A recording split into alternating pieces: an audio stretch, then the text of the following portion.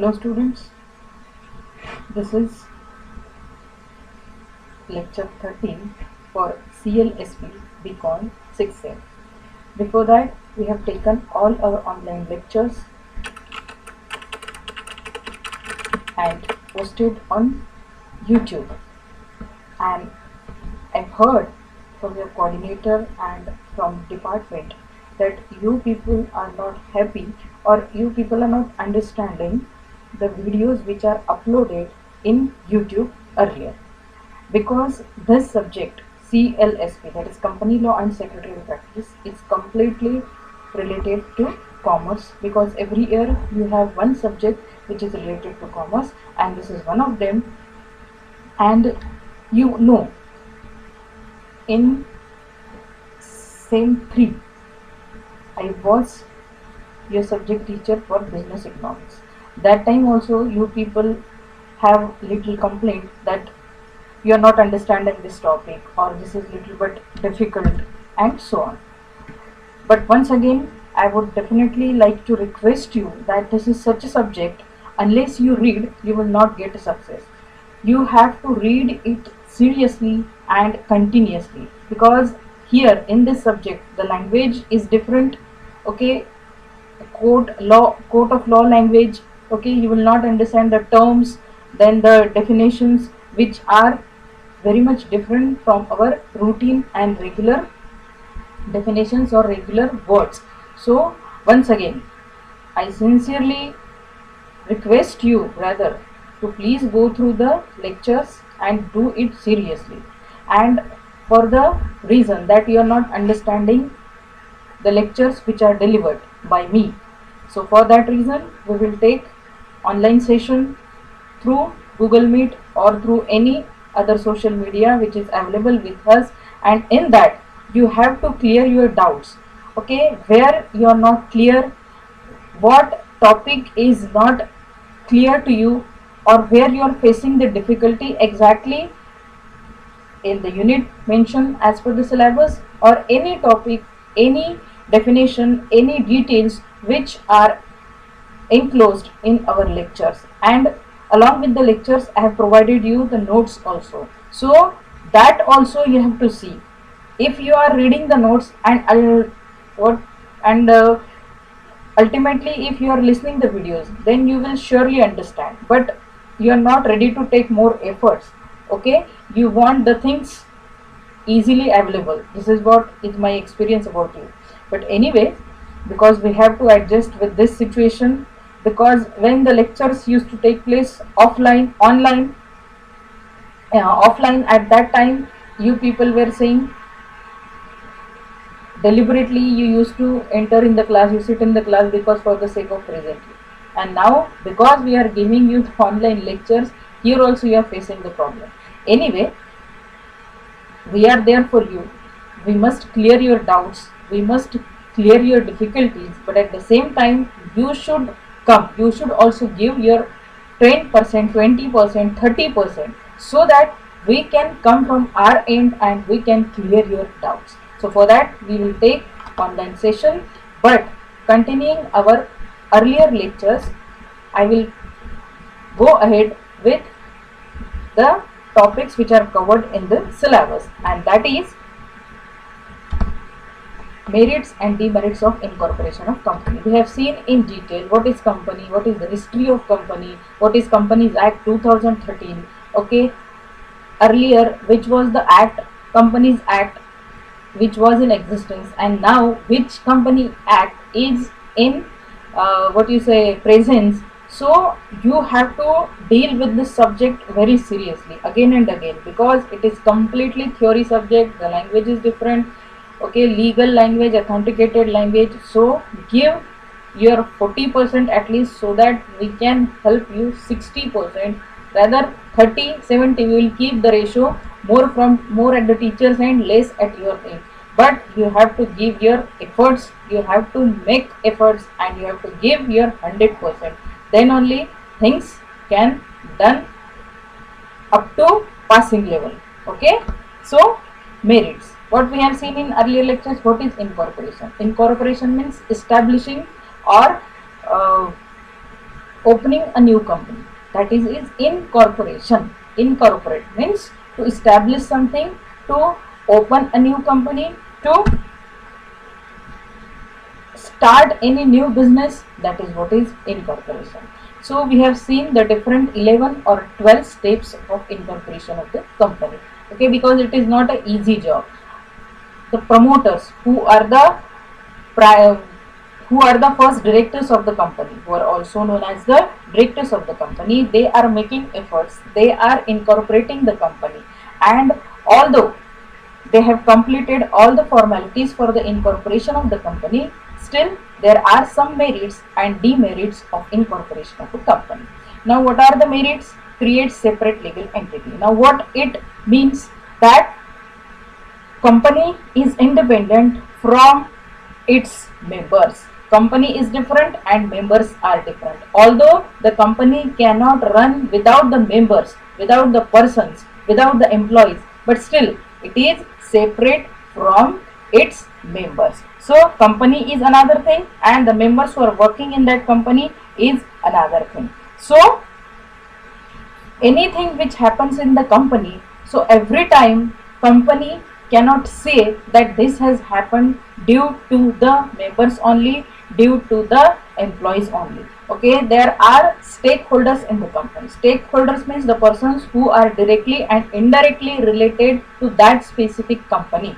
Okay, they also face some problem of the company. Okay, for example, shareholders are there and they feel that this company is not good. Although they have purchased the shares of the company, still after buying, they do not feel satisfied with the company. It means there is no contribution of the members, employees, or the workers of the organization. So it creates a separate legal entity. So employees, members have separate existence and company is in separate existence. Clear? This is the first merit. Company has perpetual succession. Perpetual successions we have seen, it means it has a long term existence. Every company who is in establishing mode or who is opening a new business, they always want to run for a longer period.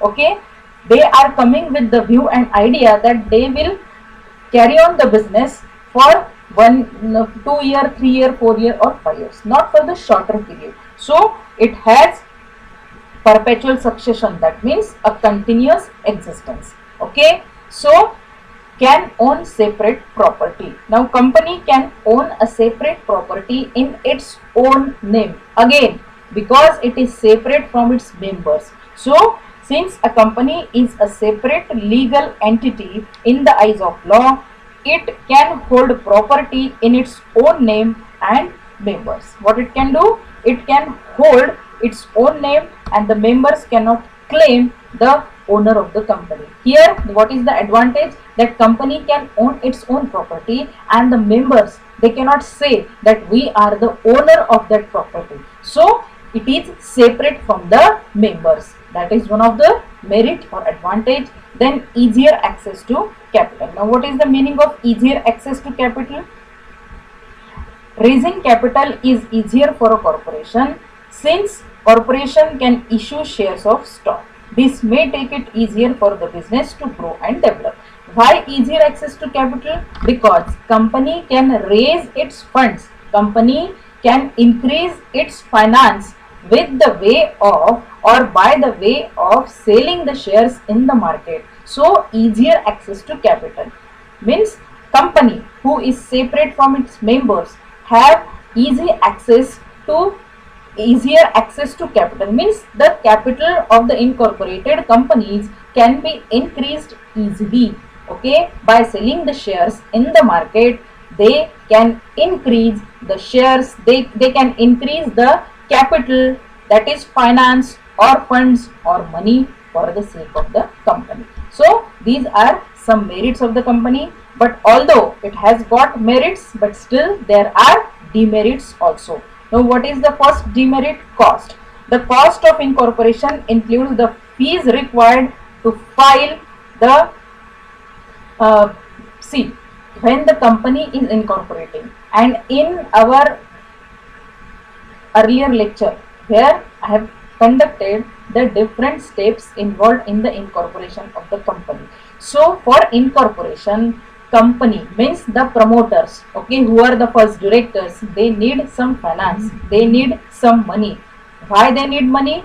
To print the memorandum of association, to make primary contract, initial contract with the house owner. Okay, there are certain expenses, certain cost is required for the sake of the company, and that particular amount, that particular cost is bared by the promoters. So that is one of the demerit from the promoters, from the persons who wants to open a new business. Okay, that is why it is called demerit of the company. Double taxation. Now what is double taxation? Some type of incorporation, okay, have the potential to result in double taxation. Double taxation occurs when a company is taxed once on profit and again on the dividend paid to the shareholders.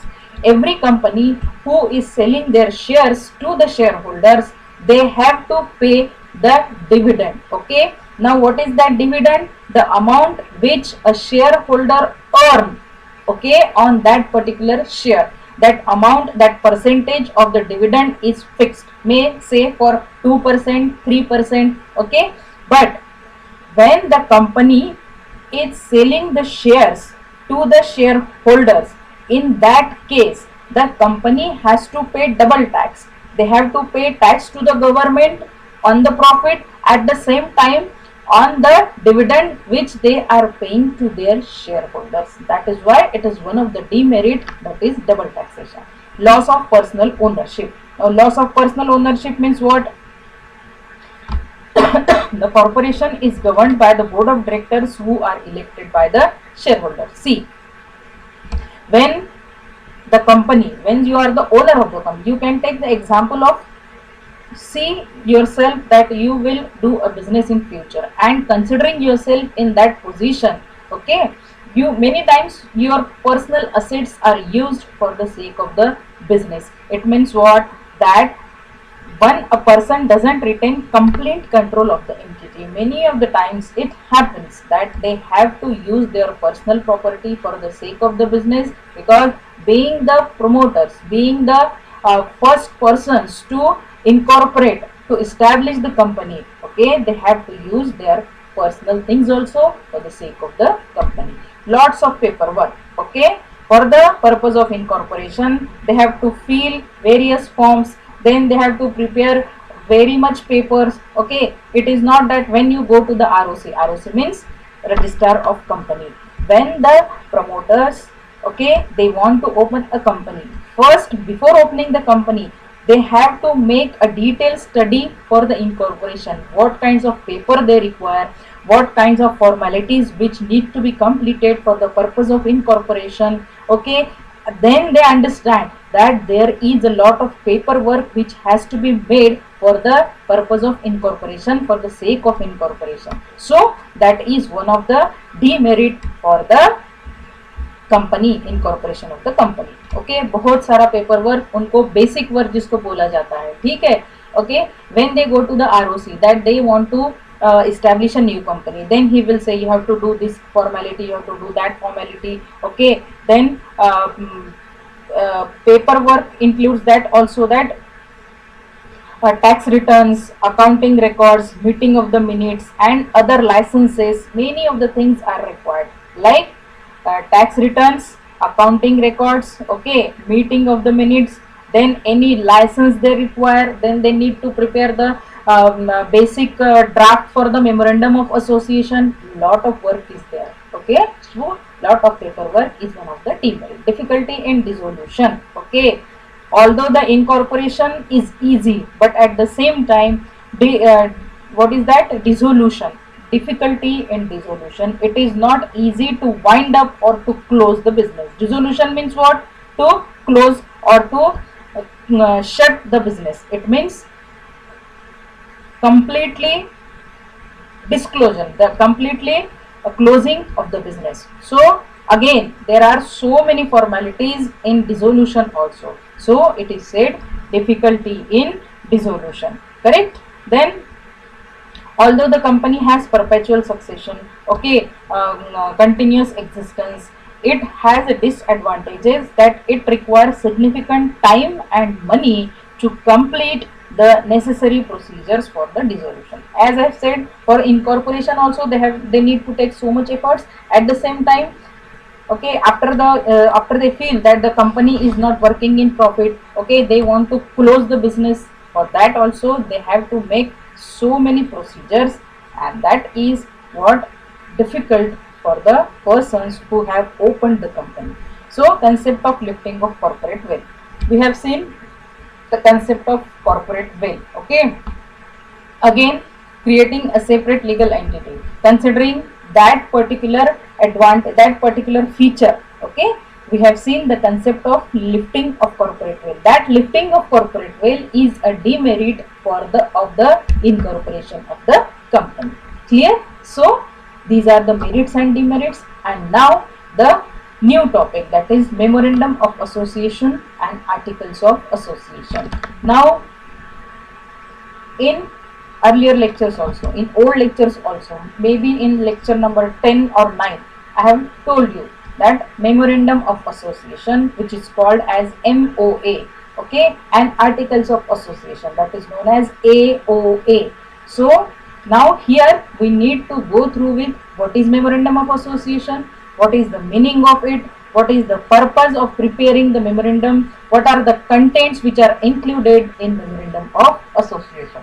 So memorandum of association is a kind of document, not only document, but it is a primary document. Okay, so at the time of incorporation of the company, following documents has been submitted to ROC, that is Registrar of Company, and that following documents is memorandum of association and articles of association. So one of the main document we will see first, that is memorandum of association, and then we will move on to articles of association. So what is memorandum of association? It is a primary document of a company which states the purpose for which the company is formed. Very simple. The memorandum of association contains the aims and objectives of the business, why the company is incorporated, what is the reason behind establishing the company, that is mentioned in memorandum of association. Clear? Now what is the purpose? Later we move on to definition. First we will see purpose. The purpose behind preparing the memorandum of association is to state the aims and objectives for which the company is established. Clear? So this is the purpose, and meaning is it is a primary document and it is necessary and compulsory that every company must prepare the memorandum of association at the stage of incorporation only. When the company is in the state of incorporation, when it is in the phase of incorporation, it is in the process of establishment, that time only the memorandum of association, that document, that primary document must be prepared by the company. So what the definition says, as per section 2 of Companies Act 2013 defines memorandum as the memorandum of association of a company as originally framed and altered from time to time in pursuance of any provision of any previous company law of this act. Okay, see, now we know that it is a document, it is a primary document, and the purpose behind preparing the memorandum of association is to state, means why they are opening the company, what is the aim and objective for establishing the company. Now the definition says as originally framed and altered from time to time, means once the memorandum of association is prepared, but as in the history of Companies Act, we have seen that every time how the Company Act is changing, how the law related to companies is taking the advanced stage, and considering that the new act is passed in both the houses of the parliament, and then that particular Company Act come into existence. But here what it says, memorandum of association as originally framed and altered from time to time Means if once you have prepared the memorandum of association, but as per the Companies Act, okay, you have to alter, or although you need any alterations, any changes from time to time in pursuance. In pursuance means in according with or in accordance with to the Companies Act. Whatever is the Company Act which is in present, okay, whichever is the Company Act is in presence, the memorandum of association will be as per the existing Companies Act. Clear? Provisions of any previous company law of this act. You simply have to remember that memorandum of association is a primary document. Okay, it is compulsory for every company to prepare that document, because that particular document has to be submitted to the ROC, that is Register of Company, when the company is in a very initial stage of incorporation.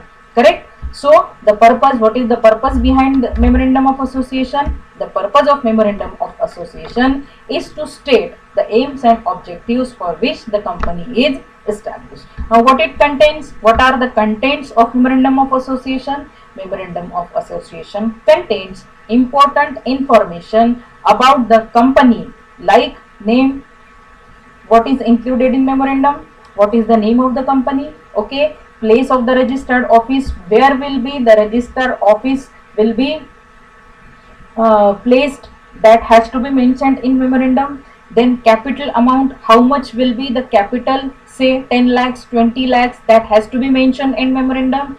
Liability of the members, what will be the liability, whether the liability is limited or unlimited of the members, and the signature of all the members are included. Rather, those are the contents of memorandum of association. Clear? I hope this is not difficult, but it is a very simple document. Okay, memorandum of association. Now there are different clauses of memorandum of association. Now what are these clauses? Name clause, again, as the important information about the company, like name. So for that name clause is there. For place of registered office, address clause is there. Then objective clause, the purpose, why and the aim behind opening of the business, that is mentioned in object clause. Then liability clause, liability of the members. Then capital clause, capital of the company. Then association clause, okay, means what kind of association it will be, every detail is mentioned in the clauses, and these contents which are mentioned in memorandum of association, that become the clause for the company. So these are the clauses of memorandum of association. Now features. Now why or what is the importance of memorandum of association? What are the characteristics of memorandum of association? That is mentioned here. So it is a primary document of a company. It is called as a charter. Means, see, you must have heard the word charter plane. Charter plane means the big businessmen, like the big shots, like Ambani's, okay, that they are using these charter plane. If you have that idea, charter planes means everything is authorized in their own name.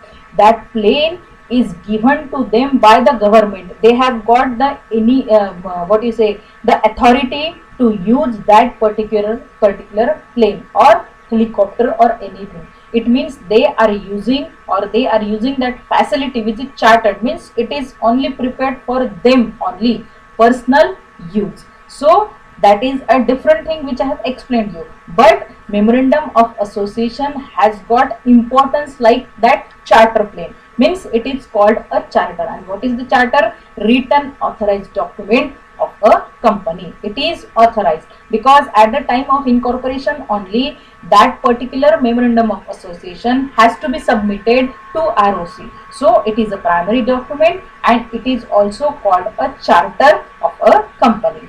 It describes the relationship between company and outsiders. Okay, what it describes? Relationship between company and outsider, and these outsiders may be the shareholders, may be the suppliers, may be the investors, or the people who are directly or indirectly related to the company. That is why it is said it describes the relationship between company and outsiders.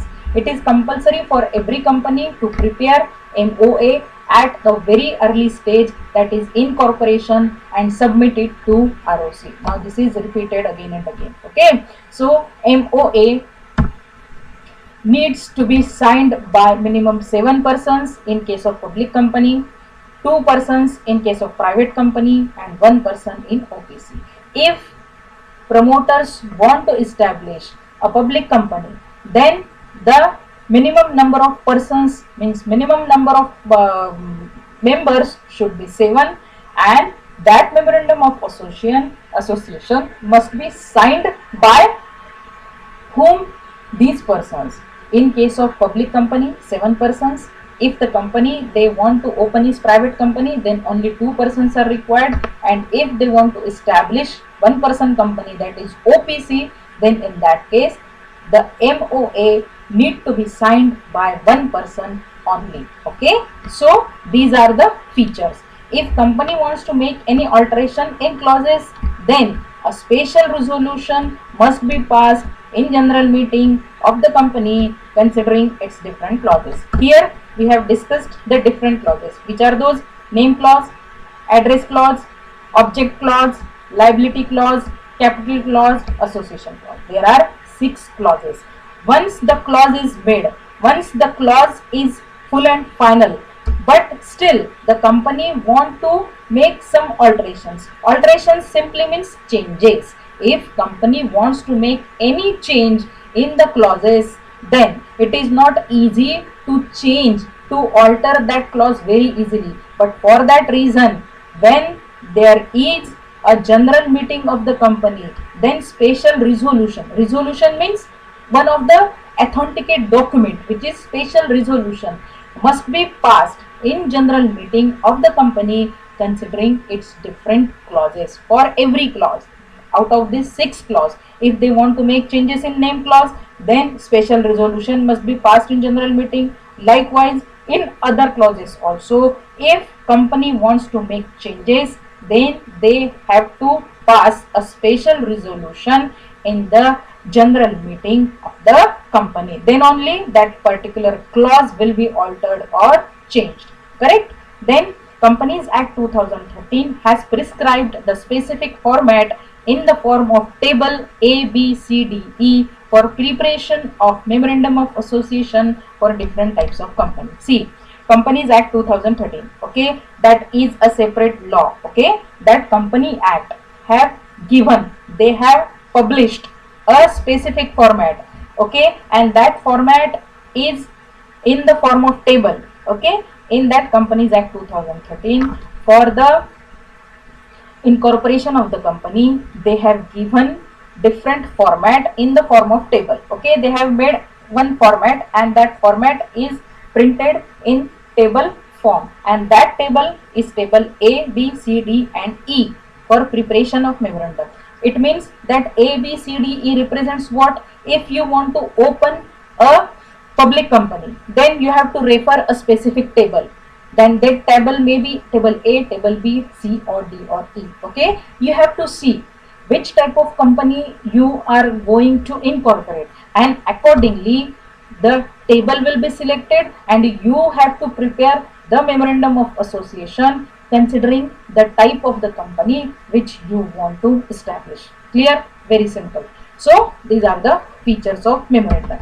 Now, ultra-vires and doctrine of ultra-vires. Now, what is that? It's a very different word. You must have never heard that specific word. Ultra-virus and doctrine of ultra-virus. Okay, this is not something coronavirus or any polio virus or something, but this is ultra-virus and doctrine of ultra-virus.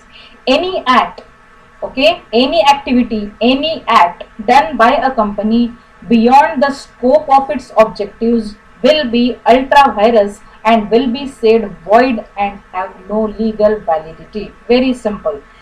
Here there are two words, ultra and virus. Now what is the meaning of these two different words? The word ultra means beyond and the word virus means powers. Thus, what is ultra virus? Any act or any activity which is done beyond the powers of memorandum.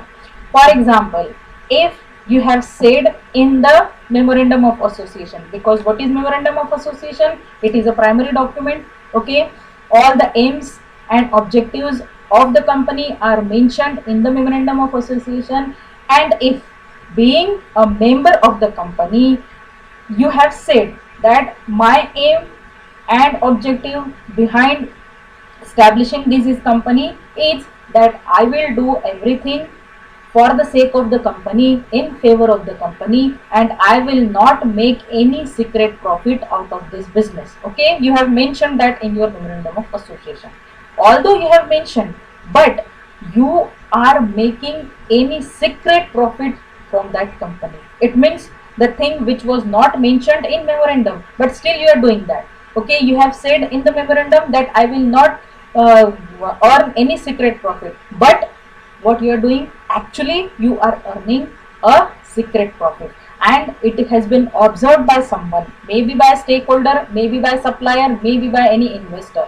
Now in that case, okay, you have done something which is not under your power, which was beyond the power. So any act or any activity, the doctrine of ultravirus means any activity done by a company which is beyond the powers of the company will be null and void. Null and void means it is completely illegal, okay, or legally ineffective, even if all the members have agreed to such act. Okay, although it is a public company, 7 members are there, because it is said in the rules and regulations that there need 7 members to sign the memorandum of association. Okay, all the 7 people, all the 7 members say that we will not earn any secret profit, but actually when they have opened the business, they have started the business, it has been observed that they are earning secret profits. It means it is a ultra virus. Okay, so if they are doing that, then it is beyond the powers of the company, so it is called null and void, means it has no legal existence. It is completely, or it is legally ineffective, even if all the members have agreed to such act. Clear? Then therefore company cannot undertake any object, aim or activity which is not stated in the object clause. This particular ultravirus or doctrine of ultravirus is related to which activity? Which clause? Object clause. Okay, so in that object clause you have said that I will not made any secret profit. Indirectly you have said, okay, in your aims and objectives you have said that I will do the business with 100% trust and belief. Okay, but still you are, what you are doing, you are doing something which is beyond the power of memorandum. So it is called that company cannot undertake any object, aim or activity not stated in the object clause. Now effects of ultravirus, and although if the members do which is the activity which is ultravirus, then what will happen? Members of a company can get an injunction, that is order from the court of law to stop the act, okay, from doing any act which is ultravirus. Means otherwise उनको क्या है, company का मतलब court of law उनको कह देगी कि you are doing something wrong which is ultravirus and you have to stop doing that particular activity. The directors of the company are personally liable for ultraviruses act of the company. See, now if the directors, the promoters are the first directors, okay, although they have appointed somebody from outside as a director, so the director of a company are personally liable, means they are said to be responsible for this ultravirus act of the company. Clear? Now today we will stop here. Okay, I think this is sufficient for today's lecture. What we have seen today, first we have seen merits and demerits of incorporation, which was related to our lecture 12. Okay, remaining part of lecture 12.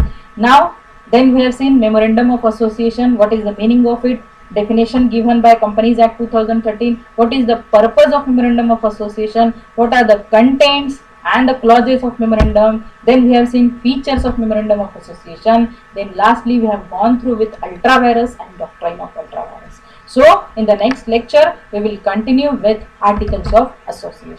Thank you.